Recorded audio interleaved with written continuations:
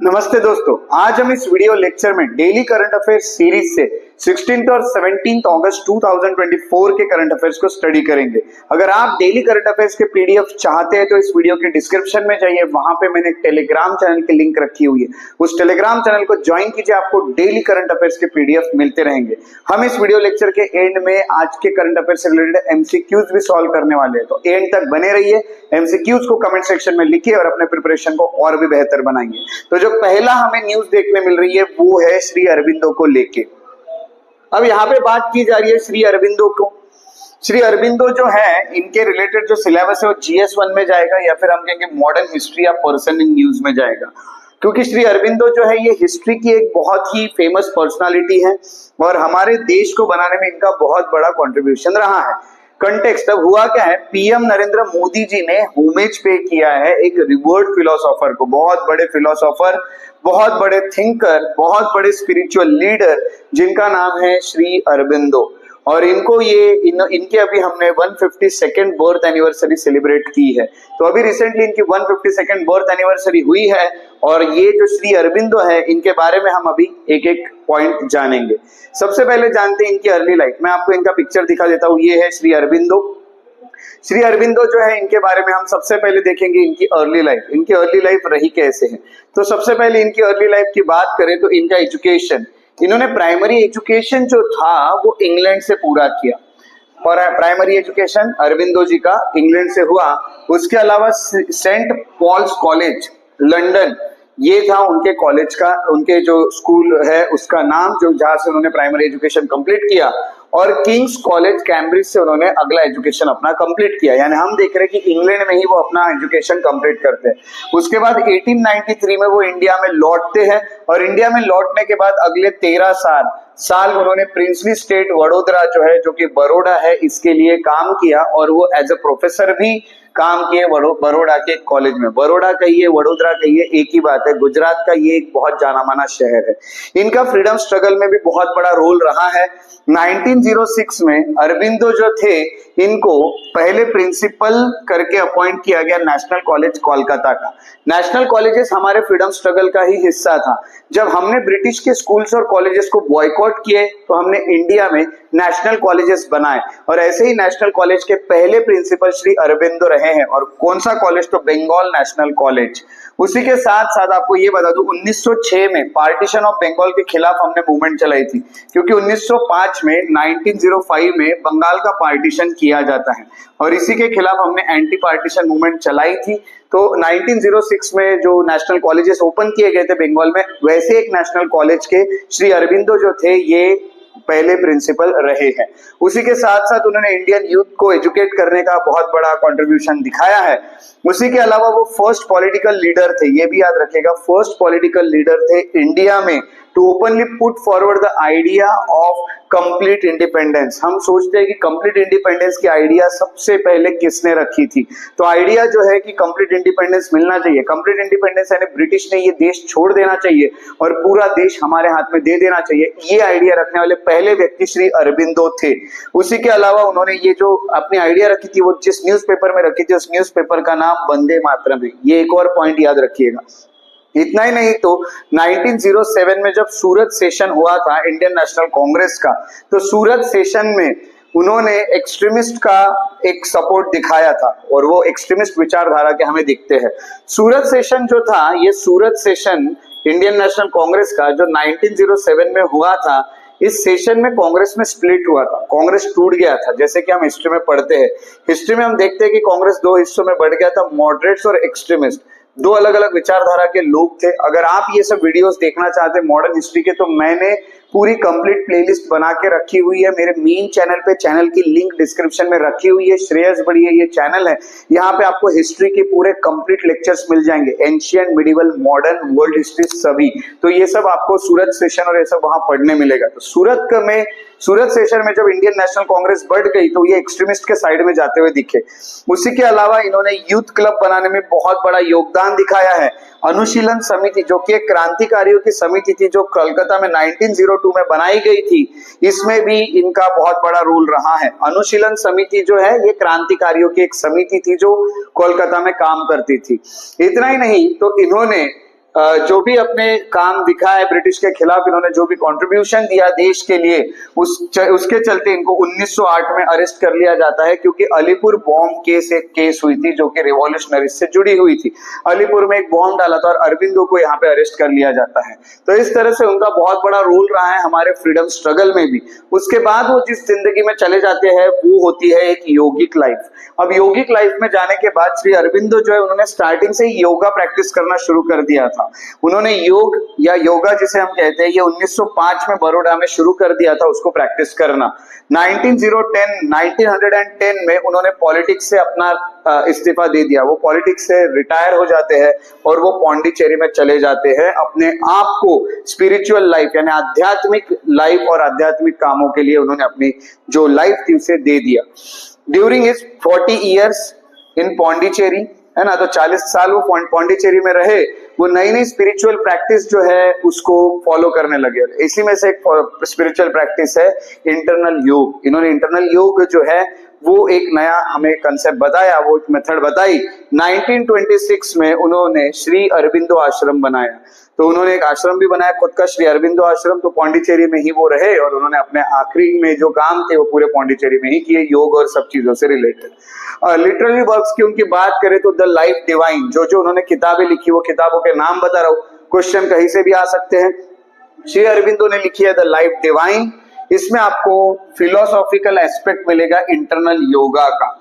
उसके अलावा synthesis of yoga, इसमें आपको इंटरनल योगा के प्रिंसिपल्स और अलग अलग मेथड्स पता चलेंगे किस तरह से किया जाता है इंटीग्रल योगा। इतना ही नहीं तो सावित्री करके एक किताब लिखी है जो कि एक एपिक पोयम है। तो हम कहेंगे वो एक लेजेंड, एक सिंबल है सावित्री, और ये एक पोयम है जो श्री अरबिंदो ने लिखी हुई है। तो श्री अरबिंदो जो थे इनका बहुत बड़ा रोल रहा है हमारे इंडिया में बहुत सारी चीजें इन्होंने कंट्रीब्यूट की है। तो ये जो करंट अफेयर था इसका सोर्स था PIB, that is press information bureau. चलिए अगली न्यूज की ओर बढ़ती है। जो अगली न्यूज हमें देखने मिल रही है वो है सुप्रीम कोर्ट ने सीनियर एडवोकेट को कैसे कुछ सीनियर एडवोकेट्स को चुना है, डेजिग्नेट किया है कुछ सीनियर एडवोकेट्स। अब हम आज पढ़ेंगे कि सीनियर एडवोकेट्स किस तरह से बनते हैं सुप्रीम कोर्ट में। सुप्रीम कोर्ट में कुछ लोग सीनियर एडवोकेट्स होते हैं। तो ये चीज इसीलिए न्यूज में आई क्योंकि सुप्रीम कोर्ट ने डेजिग्नेट किया है ऐसे 39 लॉयर्स जिसमें 10 वुमेन हैं, इनको सीनियर एडवोकेट रिसेंटली बनाया गया सुप्रीम कोर्ट द्वारा।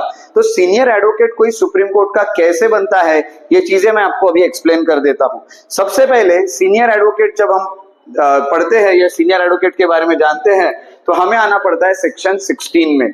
सेक्शन 16 कहाँ का, तो हम कहेंगे एडवोकेट्स एक्ट 1961 का। जो सेक्शन 16 है एडवोकेट्स एक्ट 1961 का, वो अलग अलग क्लासेस बताती है, यानी 2 डिफरेंट क्लासेस बताती है एडवोकेट्स की। तो ये जो सेक्शन 16 इसमें 2 क्लासेस ऑफ एडवोकेट्स लिखे हैं, एक होते हैं सीनियर एडवोकेट्स और एक होते हैं अदर एडवोकेट्स। तो 2 तरह के एडवोकेट्स आपको देखने मिलते हैं इस सेक्शन 16 में एडवोकेट्स एक्ट में, सीनियर एडवोकेट्स और दूसरे होते हैं अदर एडवोकेट्स। तो डेजिग्नेशन जो है सीनियर एडवोकेट का वो एक मार्क है एक्सेलेंस का, कि आप बहुत बड़ी कामयाबी हासिल कर चुके हो एडवोकेट्स के लिए, जिनको अपने आप को अलग देखने मिलता है, जिनका बहुत बड़ा कंट्रीब्यूशन देखने मिलता है, जो कि डेवलपमेंट देखने मिलता है लीगल प्रोफेशन का। तो आपको ये देखने मिलेगा कि लीगल प्रोफेशन में कितना ज्यादा डेवलपमेंट उन्होंने खुद के किया है, उन्होंने कोई एक्सेलेंस हासिल किया है, उन्हीं लोगों को सीनियर एडवोकेट करके यहाँ पे रखा जाता है। अब आपको ये बता दूं कि एडवोकेट्स जो है, it identifies the advocates whose standing and achievements would justify an expectation that they can provide outstanding service as advocate in best interest of the administration of justice, है ना, यानी जस्टिस दिलाने में उन्होंने अपना बहुत बड़ा रोल प्ले किया है। ऐसे कुछ एडवोकेट्स है जिनको बहुत सारी चीजें अचीव करने के कारण ये स्टेटस दिया गया है कि अब वो सीनियर एडवोकेट बन चुके हैं सुप्रीम कोर्ट के। सेक्शन 16 जो होता है वो ये भी कहता है कि जो सीनियर एडवोकेट्स रहेंगे may be subject to certain additional restrictions, उन पे कुछ रेस्ट्रिक्शंस भी रहते हैं। तो आपको ये बता दूं कि सीनियर एडवोकेट्स पे रेस्ट्रिक्शंस क्या रहेंगे। अगर आपको लग रहा है कि सीनियर एडवोकेट बन गए तो सभी चीजों में आपको फ्रीडम मिल गया, ऐसा नहीं है। सीनियर एडवोकेट्स पे कुछ रेस्ट्रिक्शंस भी ऐसा खुद सेक्शन 16 कहता है। सबसे पहली बात, they are barred from filing वकालतनामा। वकालतनामा जो होता है जिसमें एडवोकेट्स के नाम होते हैं जो कि केस लड़ने वाले हैं, वो खुद सीनियर एडवोकेट फाइल नहीं कर सकते हैं। दूसरा, वो कोर्ट के सामने अपीयर नहीं हो सकते विदाउट जूनियर, तो उनके साथ कुछ जूनियर्स रहने चाहिए तभी सीनियर एडवोकेट कोर्ट में अपीयर हो सकते हैं, या फिर एडवोकेट ऑन रिकॉर्ड उनके साथ रहना चाहिए। वो खुद ड्राफ्टिंग वर्क नहीं कर सकते हैं, उनके ये सब चीजें जो इसके लिए जूनियर्स रखे जाएंगे वो करेंगे। वो डायरेक्टली जो भी ब्रीफ्स है हम कहेंगे केसेस की क्लाइंट से, वो डायरेक्टली एक्सेप्ट नहीं कर सकते। जो जूनियर्स रहेंगे वो क्लाइंट से बात करेंगे और उनके थ्रू इनके पास सभी कुछ जो ब्रीफ्स है वो पहुंचेंगे अबाउट द केसेस। तो ये उन पे रेस्ट्रिक्शन होते हैं जो सीनियर लॉयर्स होते हैं उन पे। अब आपको ये बता दूं कि रिकमेंडेशन जो है, कौन रिकमेंड करता है कि सीनियर एडवोकेट कौन कौन बनेंगे सुप्रीम कोर्ट के? सबसे पहले बता दो चीफ जस्टिस ऑफ इंडिया, और chief justice of India along with any other supreme court जज, है ना। तो कोई भी सुप्रीम कोर्ट जज और सुप्रीम कोर्ट के जो चीफ जस्टिस है, जो कि इंडिया के चीफ जस्टिस है, वो रिकमेंड करते हैं। और कैसे रिकमेंड करते हैं? राइटिंग में रिकमेंड करते हैं ऐसे एडवोकेट्स के नाम जो बनने वाले हैं सीनियर एडवोकेट्स सुप्रीम कोर्ट के। इतना ही नहीं, तो नए गाइडलाइंस भी प्रिस्क्राइब किए गए हैं जिसमें ये बोला है कि सीनियर एडवोकेट बनने के लिए 45 इयर्स ऑफ एज आपकी पूरी होनी चाहिए। मिनिमम एज 45 इयर्स है, जिसके चलते हम सीनियर एडवोकेट के पोस्ट के लिए अप्लाई कर सकते हैं। और ये जो एज लिमिट है ये be relaxed by committee for designation of senior advocates, है ना। तो ये कम ज्यादा की जा सकती है, कम से कम तो 45 इयर्स लगती है। तो हम कहेंगे कि be relaxed by committee of designation of senior advocates, जो है उनकी कमिटी होती है जिसमें हम कहेंगे सीजेआई भी होते हैं या फिर सुप्रीम कोर्ट के जज होते हैं। अगर उनको एडवोकेट का नाम देना है तो वो किसी भी एज के एडवोकेट का नाम दे सकते हैं। बट आपको ये बता दूं कि इस तरह से ये एक एज रखी हुई है। ग्रेडिंग, क्या इसके लिए कोई एग्जाम होती है? तो सबसे पहले ये बता दूं कि जो भी एप्लीकेंट्स होते हैं जिनको हम कहेंगे कि सीनियर एडवोकेट करके सिलेक्ट किया जा रहा है, उनके जो परफॉर्मेंस रहे, उन्होंने जितना भी एडमिनिस्ट्रेशन ऑफ जस्टिस यानी न्याय दिया है, उसके बेसिस पे उनको मार्क्स भी दिए जाते हैं, उनको ग्रेड्स दिए जाते हैं। और जो ग्रेड्स होते हैं ये 100 मार्क्स में से ग्रेड्स होते हैं, और उसी ग्रेड्स के आधार पे उनको पोस्ट मिलती है सीनियर एडवोकेट की सुप्रीम कोर्ट में। तो आपको ये पता चल गया कि सीनियर एडवोकेट के क्या क्या काम होते हैं, सीनियर एडवोकेट्स पे क्या रेस्ट्रिक्शंस होते हैं, और सीनियर एडवोकेट कोई भी सुप्रीम कोर्ट का किस तरह से बन सकता है। तो ये जो करंट अफेयर था, इसका जो सोर्स था वो था इंडियन एक्सप्रेस। चलिए अब चलते हैं अगले करंट अफेयर की ओर। जो अगली न्यूज हमें देखने मिल रही है वो है WHO ने एमपॉक्स को एक पब्लिक हेल्थ इमरजेंसी डिक्लेयर किया है। एमपॉक्स जो कि मंकी पॉक्स है, इसको पब्लिक इमरजेंसी डिक्लेयर कर दिया है। इसके बारे में मैं अभी डिस्कशन नहीं करने वाला हूं क्योंकि इसके ऊपर मैं ऑलरेडी डिस्कशन कर चुका हूं और बहुत डिटेल में डिस्कशन कर चुका हूं। जो लोगों ने मेरा एमपॉक्स का वीडियो नहीं देखा है वो लोग अभी डिस्क्रिप्शन में जाए, डिस्क्रिप्शन में मैंने एक एमपॉक्स के वीडियो की लेक्चर की लिंक रखी हुई है, उस वीडियो को अच्छे से देखें और एमपॉक्स के बारे में जाने, क्योंकि बहुत इंपॉर्टेंट टॉपिक है। इस पे आपको क्वेश्चन आने के चांस सबसे ज्यादा है, ये याद रखेगा। बहुत ज्यादा न्यूज में रहा है एमपॉक्स, इससे क्वेश्चन आएगा आपको GS2 और हेल्थ में, और मैंने ये ऑलरेडी डिस्कस कर लिया है। चलिए उसके बाद के करंट अफेयर की ओर चलते हैं, और अगला जो करंट अफेयर हमें देखने मिल रहा है वो है रामसर साइट्स को लेके। जी हाँ, रामसर साइट क्या होती है ये नहीं पता है तो बिल्कुल डरने की जरूरत नहीं, मैं आपको ये सभी चीजें यहाँ पे कवर करने वाला हूँ, क्लियर करने वाला हूँ। सबसे पहले आपको ये बता दूं कि इसका जो सिलेबस होता है वो GS3 या फिर एनवायरमेंट या फिर प्लेसेस एंड न्यूज यहाँ पे जाता है। नई रामसर साइट यहाँ पे डिक्लेयर की गई है रिसेंटली, नंजरायन बर्ड सेंचुरी जो है, और खाजुएली बर्ड सेंचुरी जो कि तमिलनाडु में है, और तीसरा तवा रिजर्वायर मध्य प्रदेश में, इनको रिकॉग्नाइज किया गया है as wetlands of international importance under Ramsar convention. ये वेटलैंड होते हैं, ऐसे कुछ एरिया है जो वेट होते हैं, इसके बारे में आपको बताऊंगा भी मैं, जहां पे पानी होता है जमा, ऐसे कुछ एरिया, उसको वेटलैंड करके डिक्लेयर किया गया है अंडर रामसर। तो रामसर कन्वेंशन साइन हुआ था, और रामसर कन्वेंशन के चलते कुछ वेटलैंड्स होता है उनको प्रोटेक्ट करने के काम होते हैं, प्रिजर्व करने के काम होते हैं, और इन सबको अब डेजिग्नेट किया गया है वेटलैंड। यानी अभी जो वेटलैंड्स है रामसर, जिनको कन्वेंशन के चलते उनको जिनको रिकॉग्निशन मिला है, ऐसे अब 85 तक पहुंच चुके हैं। तो रिसेंटली याद रखेगा, Nanjarayan bird sanctuary, खाजुएली bird sanctuary, ये दो तमिलनाडु के हैं, और तवा रिजर्वायर जो कि मध्य प्रदेश का है। अब नंजरायन बर्ड सेंचुरी के बारे में जान लेते हैं। नंजरायन बर्ड सेंचुरी जो है ये कहाँ पे आती है? तो ये तिरुप्पुर डिस्ट्रिक्ट में आती है। तिरुप्पुर डिस्ट्रिक्ट जो होता है वो स्टेट ऑफ तमिलनाडु में आता है, और ये एवियन बायोडायवर्सिटी यहाँ ज्यादा देखने मिलती है। एवियन यानी जो बर्ड्स होते हैं वो, यानी जो आसमान में रहते हैं ऐसे जो एनिमल्स है या फिर ऐसे जो बर्ड्स है, उनकी बायोडायवर्सिटी आप बहुत अच्छी देखने मिलती है। और उसमें भी वाटरफाउल हैबिटेट, जो पानी के ऊपर डिपेंड रहने वाले बर्ड्स है, वो ज्यादातर आपको यहाँ पे देखने मिलते हैं। सैंक्चुरी को नाम रखा है नंजरायन, जो कि वहाँ के एक लोकल डायटी है। लोकल डायटी यानी वहाँ के भगवान माने जाते हैं। और ये जो है ये वेलबींग्स ऑफ बर्ड्स और एनिमल्स के लिए काम किया है इन्होंने, और ये उनकी रक्षा करते, ऐसा यहाँ पे मान्यता है। तो ये है नंजरायन बर्ड सेंचुरी, जो कि तमिलनाडु में के तिरुपुर डिस्ट्रिक्ट में है। दूसरी बर्ड सेंचुरी जो है वो खाजुवेली बर्ड सेंचुरी, और ये जो है ये विल्लुपुरम करके जो जगह है खाजुवेली में, तमिलनाडु में, वहां पे आपको देखने मिलती है। यहाँ पे भी आपको अलग अलग बर्ड स्पीसीज देखने मिलते हैं और माइग्रेटरी विजिटर्स भी यहाँ पे आते हैं, यानी ऐसे बर्ड्स जो कहीं बाहर से आते हैं और यहाँ पे कुछ समय रहते हैं और फिर लौट जाते हैं, ऐसे कुछ माइग्रेटरी स्पीसीज भी आपको देखने मिलते हैं। नंजरायन और खाजुवेली के साथ तमिलनाडु जो होता है वहां पे अभी 18 रामसर साइट्स हो चुकी है। याद रखेगा, कभी अगर क्वेश्चन आया सबसे ज्यादा रामसर साइट्स कौन से स्टेट में इंडिया में, तो तमिलनाडु जो है उस वहां पे है, हाईएस्ट नंबर इन इंडिया। अगला हमें देखने मिलता है मध्य प्रदेश का तीसरा, वो है तवा रिजर्वायर। तवा रिजर्वायर जो ये मध्य प्रदेश में नर्मदापुरम डिस्ट्रिक्ट में आपको देखने मिलता है, मध्य प्रदेश के नर्मदापुरम डिस्ट्रिक्ट में। और आपको ये बता दें, inclusion underscores our commitment of preserving this vital ecosystem, यानी वही है कि भाई देखो कि हम जो भी ऐसी जगह है जहाँ पे वेटलैंड है, जहाँ पे पानी जो है ये रहता है, ऐसे जगहों को हमको कंजर्व करना चाहिए, ऐसे जगहों को हमें प्रिजर्व करना चाहिए, यही यहाँ पे हमें पता चलता है। अब यहाँ पे जैसे कि मैंने बताया कि ये नर्मदापुरम डिस्ट्रिक्ट में मध्य प्रदेश के, और हमको ये देखना है कि ये वाटर प्यूरिफिकेशन के बहुत ज्यादा काम आते हैं, हमारे वेटलैंड्स और फ्लड कंट्रोल के भी बहुत काम आते हैं। वेटलैंड्स रहेंगे, अब समझ जाओ ये पूरा एक एरिया है जहाँ पानी भरता है, और यहाँ पे हमने कुछ एरिया जो है उसको वेटलैंड करके डिक्लेयर करके रखा है, तो ये एक बफर जोन करके काम करेगा। और अगर इस जोन के बाहर हमने घर बना के रखे हैं तो यहाँ का पानी डायरेक्ट हमारे घर में नहीं आएगा, यानी फ्लड जो है वो प्रिवेंट हो जाएंगे, क्योंकि पानी पहले इस बफर में जाएगा और ये जो रहेगा ये रहेगा पूरा वेटलैंड। इसको प्रिजर्व, इसको कंजर्व करने की यही बात है। इसको तोड़ के यहाँ घर बनाओगे तो खतरा हो जाएगा, यहाँ से पानी डायरेक्ट हमारे घरों में घुस सकता है, तो फ्लड को भी कंट्रोल करता है। और हमारे यहाँ घरों से जो पोल्यूटेड वाटर निकल रहा है वो डायरेक्टली सोर्स में इस पानी में नहीं जाता है, यहाँ से वो प्यूरिफाई हो जाता है, क्योंकि यहाँ कुछ ग्रास और सब रहता है, और मिट्टी जो होती है वहां पे जितनी भी गंदगी है वो यहाँ पे ही रुक जाती है और प्योर पानी अंदर चले जाता है। तो इस तरह से वाटर प्यूरिफिकेशन भी हो जाता है रामसर जो वेटलैंड्स है उसके कारण।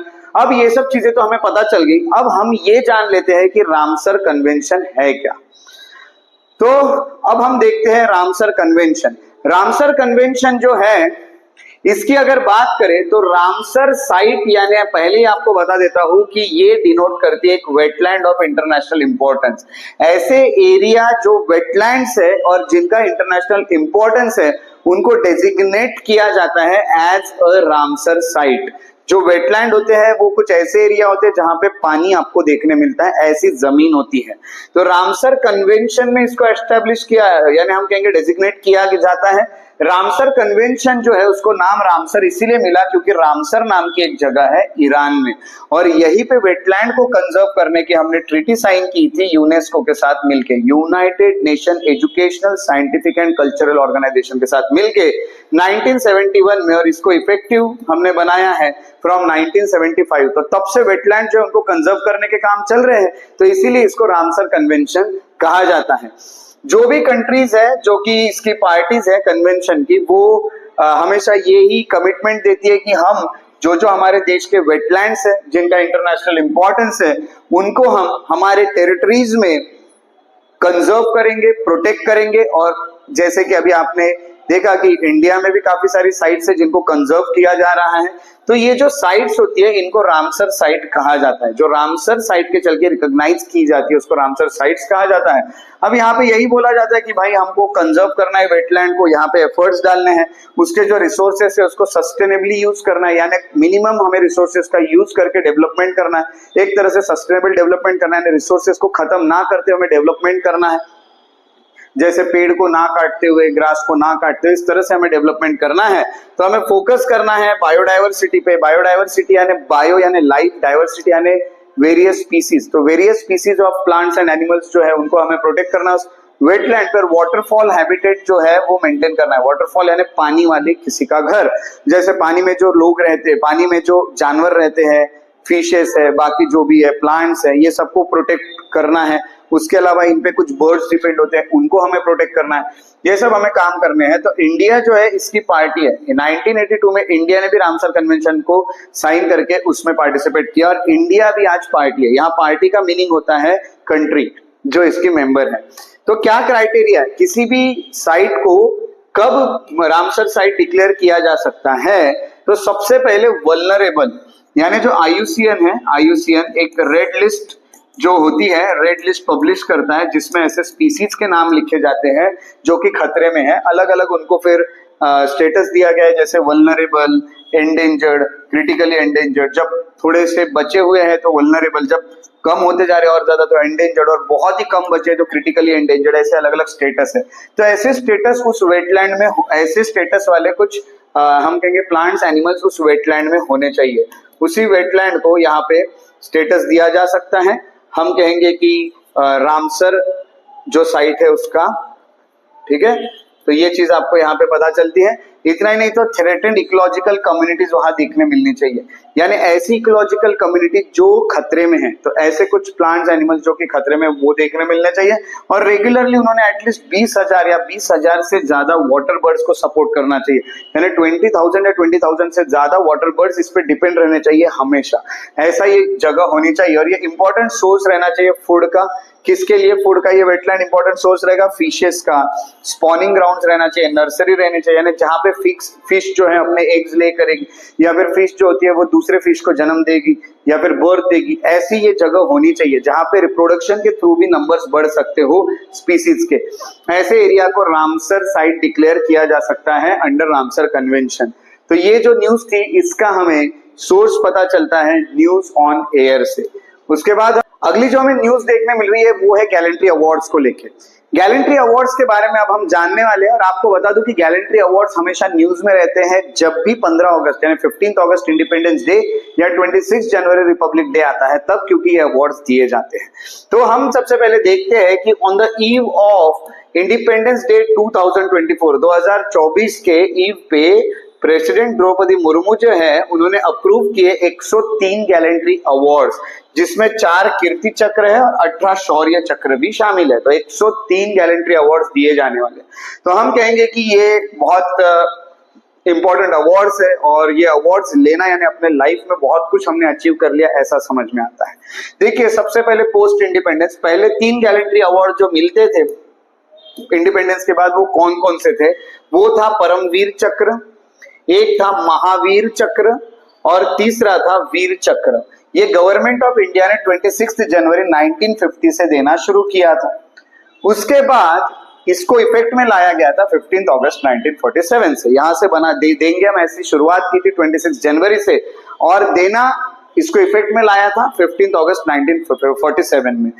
अब यहाँ पे अलग अलग जो चक्र है ये आप देख सकते हैं, इसकी फोटोज। ये है परमवीर चक्र, कुछ ऐसा दिखता है। महावीर चक्र ऐसा दिखता है। वीर चक्र इस तरह से आपको देखने मिलेगा। अशोक चक्र ऐसा दिखता है। तो कीर्ति चक्र इस तरह का और शौर्य चक्र इस तरह का देखने मिलता है। चलिए इन सब के बारे में इंफॉर्मेशन लेते हैं। सबसे पहले गैलेंट्री अवार्ड जो होता है वो किसको दिए जाते हैं ये देख लेते हैं। गैलेंट्री अवार्ड्स बहुत ज्यादा एक तरह से प्रेस्टिजियस ऑनर्स माने जाते हैं जो कुछ इंडिविजुअल्स को दिए जाते हैं। पर्टिकुलरली हम कहेंगे जो मेंबर्स है आर्म फोर्सेस के, उनको, पुलिस वालों को, या फिर जो सिक्योरिटी पर्सनल्स होते हैं, सिक्योरिटी में जो लोग होते हैं उनको दिए जाते हैं, क्योंकि उन्होंने कुछ ब्रेवरी वाली एक्ट की है, कुछ हिम्मत वाली यानी करेजियस एक्ट की है, या फिर वैलोर डिस्प्ले किया है इन फेस ऑफ डेंजर। जब भी कोई खतरा आया तो उन्होंने उस खतरे में से लोगों को बचाने की कोशिश की है और उन्होंने एक्टिव कॉम्बैट भी किया है, एक तरह से उस खतरे के खिलाफ लड़े भी है। इन लोगों को ये गैलेंट्री अवार्ड्स दिए जाते हैं। गैलेंट्री अवार्ड जो होते हैं are recognition of extraordinary bravery. ये दिखाता है कि हम एक्स्ट्राऑर्डिनरी ब्रेव पर्सन है, हमने जो भी किया वो सेल्फलेसनेस था, हमने अपने खुद के लिए ना काम करते हुए दूसरों के लिए काम किया है, ये हमें पता चलता है। ये जो अवार्ड्स होते हैं they recognized and celebrate the extraordinary act of heroism, है ना, यानी कुछ तो भी बहुत अच्छा एक्ट किया है, सेल्फलेसनेस वाला एक्ट है, जैसे मैं आपको बता चुका हूं। सेफ्टी और सिक्योरिटी के लिए देश के आपने काम किया है, तभी ये दिया जाता है। जो गैलेंट्री अवार्ड्स होते हैं ये ट्वाइस अ ईयर अनाउंस किए जाते हैं। एक है रिपब्लिक डे यानी 26 जनवरी को अनाउंस होते हैं और दूसरे होते हैं इंडिपेंडेंस डे यानी 15 अगस्त को ये अनाउंस होते हैं। ये वाला पॉइंट अच्छे से याद रखिएगा।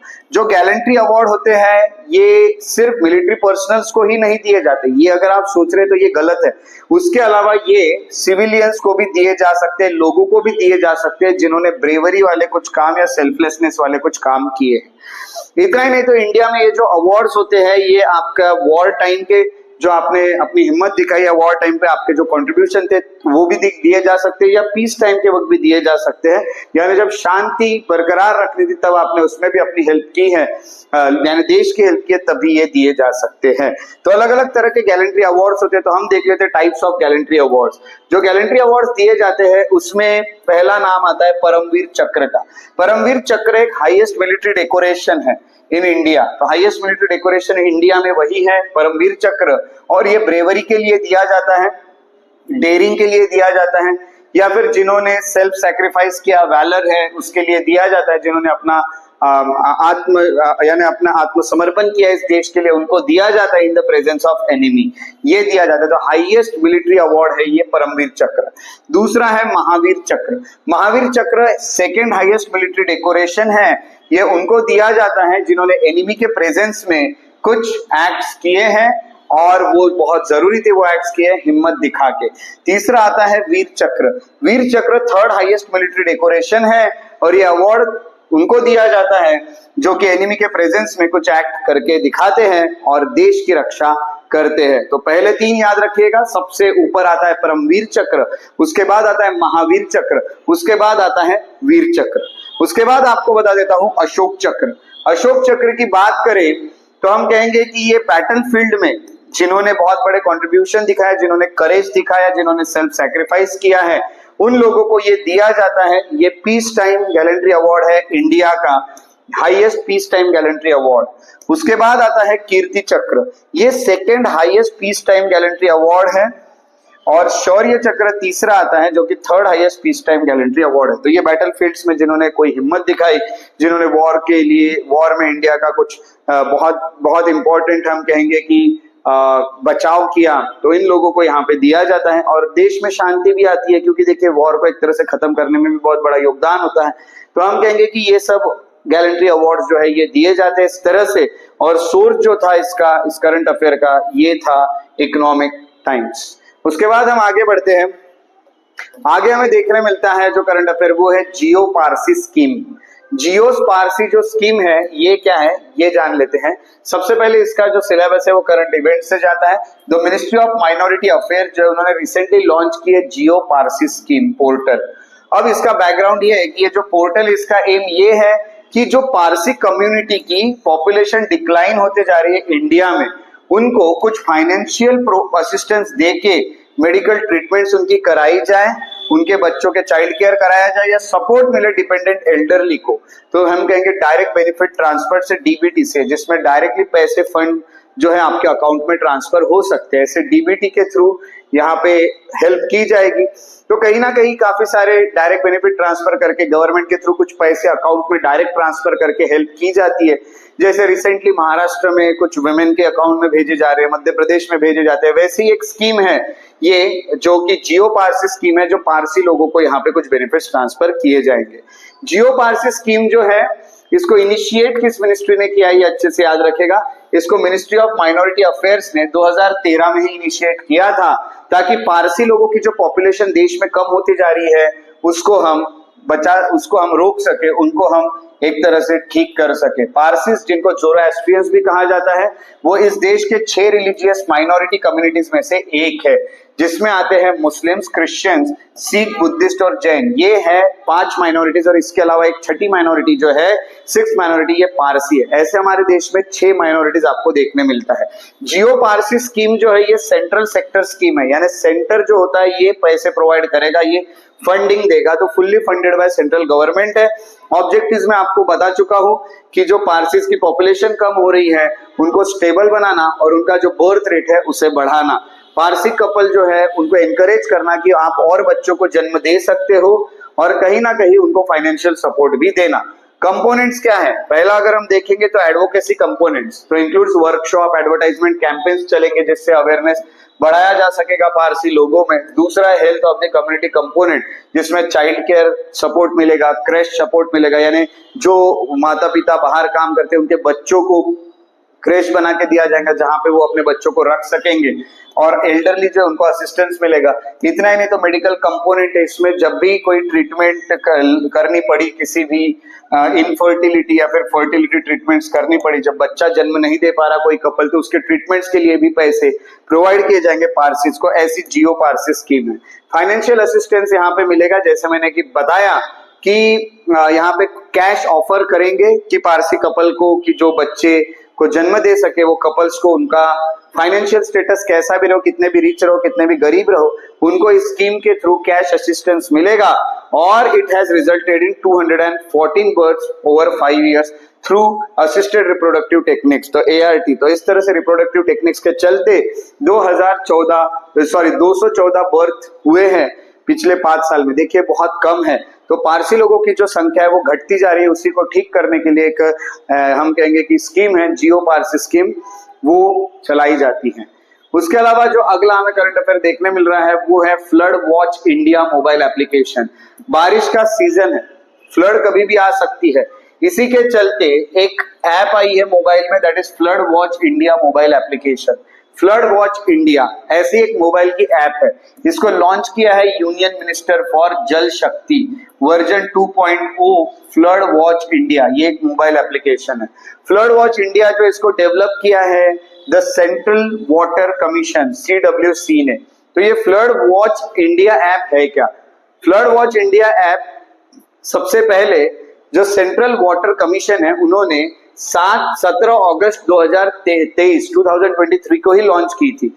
इस ऐप में फीचर क्या क्या है? फ्लड आने वाली है तो उसकी रियल टाइम इंफॉर्मेशन मिल जाएगी लोगों को, फ्लड की सिचुएशन के अपडेट्स मिलते रहेंगे, फोरकास्ट मिलते रहेंगे कि फ्लड आने वाली है, कब आने वाली है, 7 दिन पहले ही मिल जाएंगे। दूसरा यूजर फ्रेंडली इंटरफेस है, आप आराम से पढ़ भी सकते हो उसमें की इंफॉर्मेशन, और इसमें ऑडियो फॉर्मेट्स भी है, इंग्लिश में अवेलेबल है, हिंदी में भी अवेलेबल है। अगला है इसमें रियल टाइम मॉनिटरिंग भी अवेलेबल है, जिसमें आप अप टू डेट रह सकते हो फ्लड सिचुएशन को लेके हमारे देश में। इसके अलावा डेटा सोर्सेज देखने मिलते हैं कि रिवर फ्लो डेटा आपको देखने मिलेगा, रिवर कहाँ से आती है, कौन कौन से सोर्स है। इतना ही नहीं तो लोकेशन बेस्ड फोरकास्ट भी है, जिसमें फ्लड फोरकास्ट आएंगे नियरेस्ट लोकेशन में, हम जहां भी है उसके नियरेस्ट लोकेशन में कहीं फ्लड आ रही है तो वो भी यहाँ पे बताया जाएगा।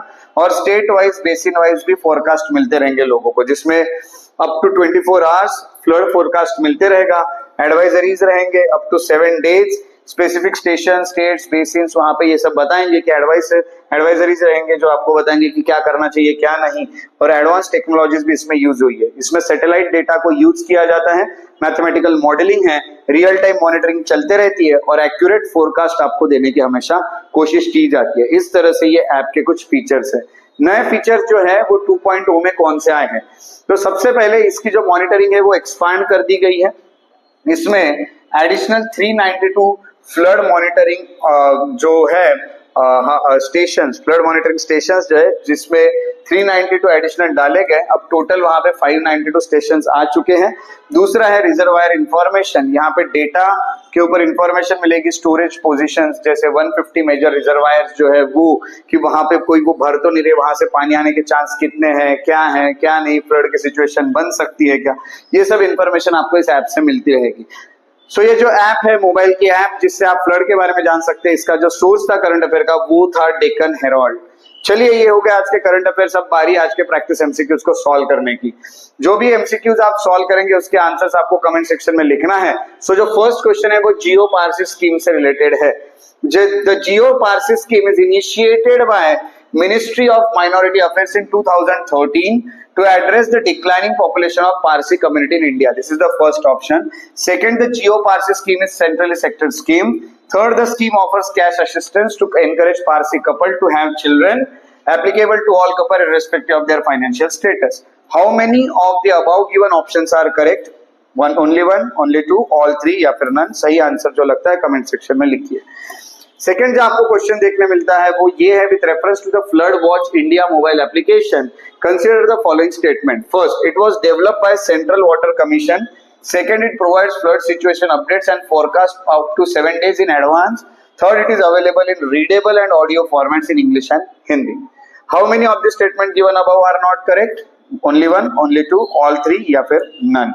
Question number 3 देखते हैं. जो question number 3 है वो है जो गैलेंट्री अवार्ड है उससे related. Which among the following is the highest peacetime gallantry award in India? First is Paramvir Chakra, second is वीर चक्र, third is अशोक चक्र and fourth is कीर्ति चक्र. जो भी आपको सही आंसर लगते हैं उसको कमेंट सेक्शन में लिखिए. तो ये थे आज के करंट अफेयर जिसमें हमने आज के और कल के हमने करंट अफेयर्स को स्टडी किया 16 और 17 अगस्त के. इसी तरह हम अगले करंट अफेयर के वीडियो में मिलते रहेंगे. तब तक के लिए अपना ख्याल रखिए, अच्छे से पढ़ाई कीजिए. Take care. जय हिंद.